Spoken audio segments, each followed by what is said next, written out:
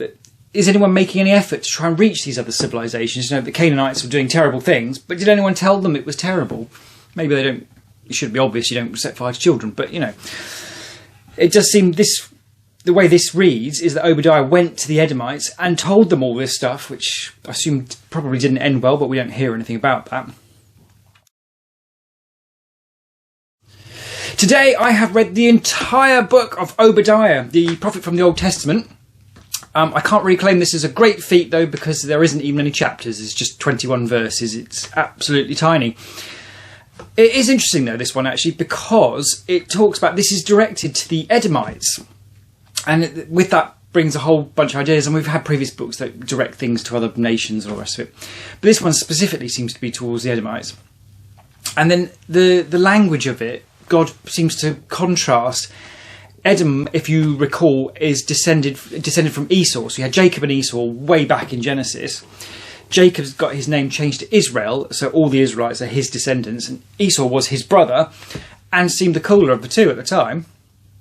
But these Edomites are like the mortal enemies of the Israelites, and it's a bit weird. And if you recall back when we looked at the story of Jacob and Esau, Esau seemed the better man, to be fair. I mean, he sold his birthright to Jacob for some lentil stew, because he's obviously an idiot. But beyond that, Jacob was really badly behaved and then went off and then came back, and Esau was very gracious about accepting him back. So it seemed like Esau was, I think I even said in the video, he's like one of the coolest people in the Bible by that point, and he hasn't really got much better in terms of cool people. So it's sort of odd that God is using Jacob and Esau as a way to contrast the Edomites and the Israelites, because it seems almost like the wrong way around. Never mind. It also talks about the crimes of the Edomites, and it sounds like they might be less terrible than the Israelites as well, because in my head they were doing child sacrifice, which apparently is happening in Israel, and all the... Need a beep. Terrible things that the Israelites are up to.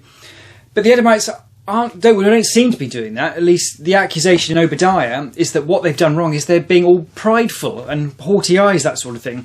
So God is framing it as the Israelites are the Edomites are the brothers of the Israelites, and they're looking down on them, and just every time the Israelites are attacked, the Edomites join in, and they're just horrible basically. And it's interesting in there as well that it talks about the day of the Lord is going to be applied to all nations, which I suppose sort of makes perfect sense anyway. But at the time you're reading it in the context of the Israelites, and when I talked about this before a long time ago, that is anyone making any effort to try and reach these other civilizations? You know, the Canaanites were doing terrible things, but did anyone tell them it was terrible? Maybe they don't. It should be obvious you don't set fire to children, but you know, it does seem the way this reads is that Obadiah went to the Edomites and told them all this stuff, which I assume probably didn't end well, but we don't hear anything about that. But yeah, clearly the Edomites are being warned. You know, you need to stop being quite so full of yourselves and looking down on the Israelites, and be good to your brother, as it were. And yeah, they're not doing it.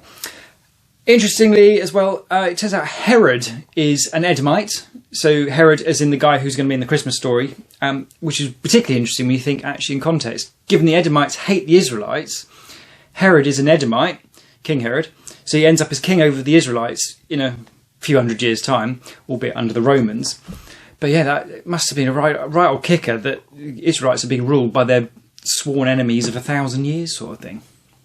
But yeah, so tiny book, but actually quite interesting idea wrapped up in that, and useful sort of historical context. It's going to be very interesting when we're on to reading about Herod, which we will be doing very soon actually.